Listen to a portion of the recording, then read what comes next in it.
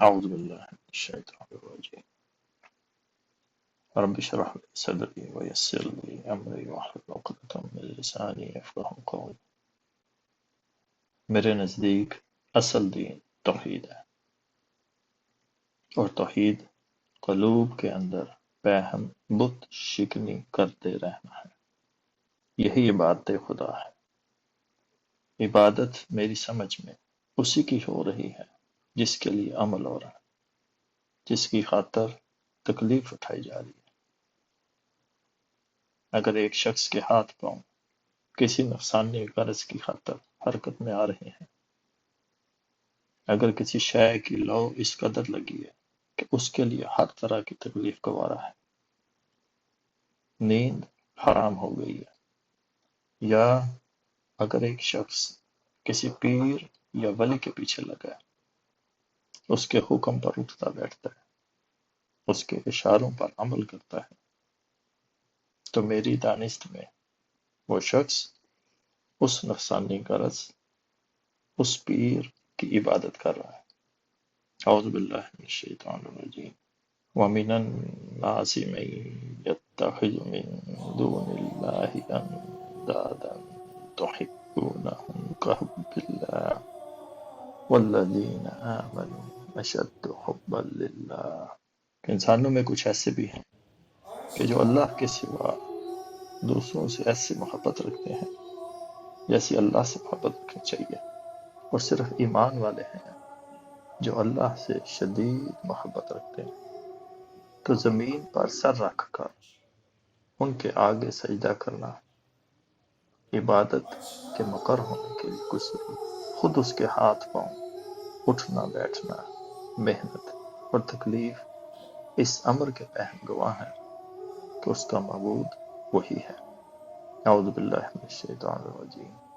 افرأیت من اتخذ الہہ ہواہ وَأَضَلَّهُ اللہ علی علم وختم علی سمعہ وقلبہ وجعل علی بصرہ غشاوہ فمن یہدیہ من بعد اللہ افلا تذکرون۔ سورہ جاثیہ۔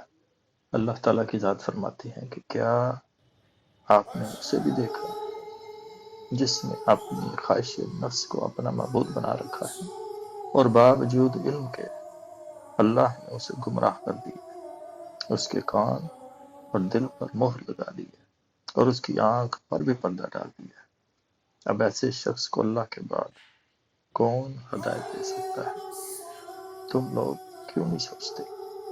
تو سجدہ اسی کا ہے جس کا تعبد ہو رہا ہے، اور عبادت کا فیصلہ عمل اور صرف عمل ہے۔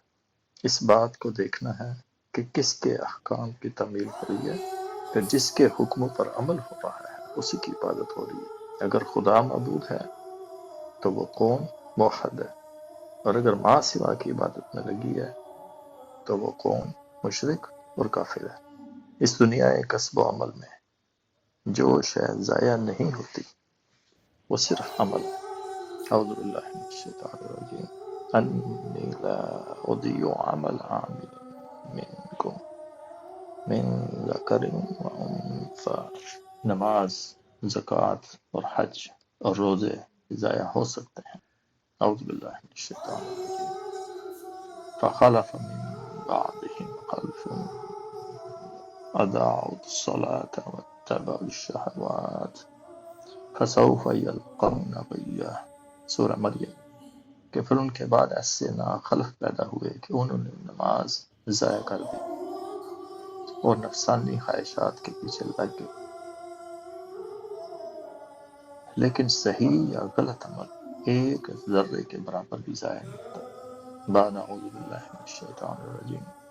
فمن یعمل مثقال ذرۃ خیر یرہ ومن یعمل مثقال ذرۃ شر یرہ۔ کہ جس نے ایک ذرے کے برابر بھی اچھا عمل کیا ہوگا وہ اپنے سامنے پائے گا، اور جس نے ایک ذرے کے برابر بھی برا عمل کیا ہوگا وہ بھی اپنے سامنے پائے گا۔ وما علینا الا البلاغ المبین۔